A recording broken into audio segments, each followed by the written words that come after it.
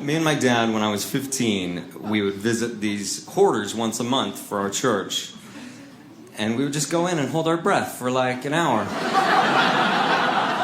Just standing there.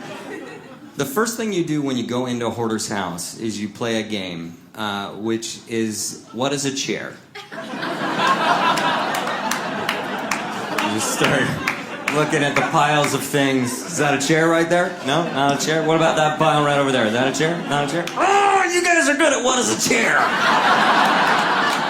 This is not easy. I would have sworn that was it's a body. Okay.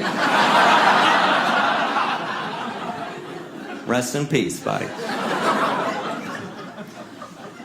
My dad one time said we should sit down. And so he starts moving the hoarder's stuff.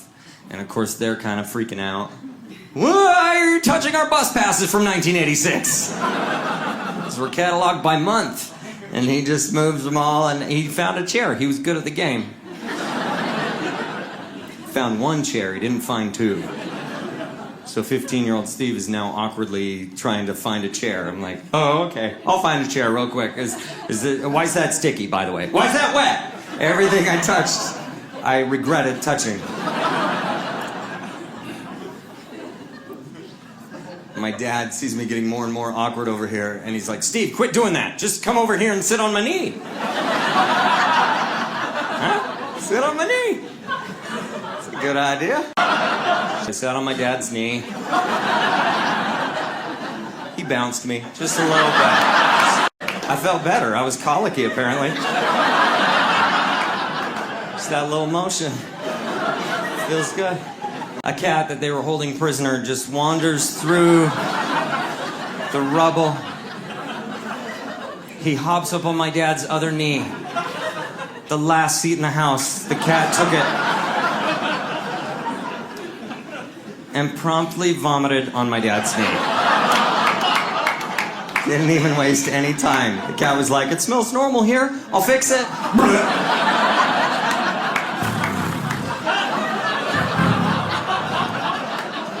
Welcome to the hoarder's house.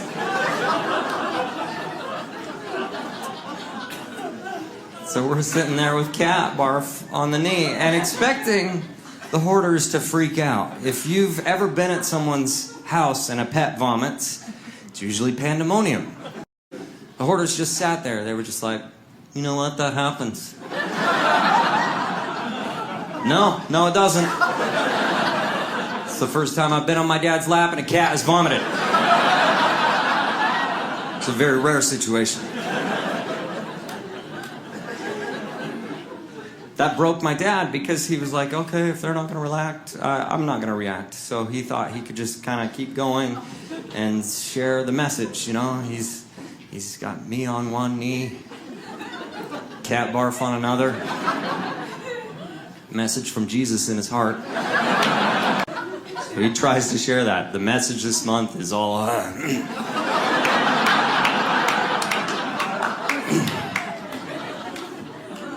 The message is...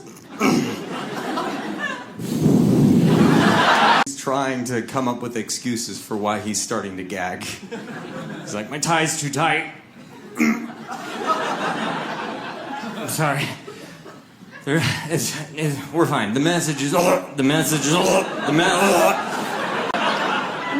And at that point, he's gagging really loud. Just full on... So he starts elbowing me, and I knew what that meant. The elbow move, that's a classic move. At the end of these visits, my dad would always elbow me because we would say the same thing at the end every time. We would say, is there anything we can do to help you? We would always say it at the end. Don't say it at the beginning because you've screwed up.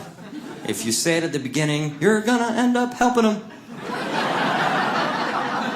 Say it at the end when you've stayed too long. And then they go, no, you can just get out of here.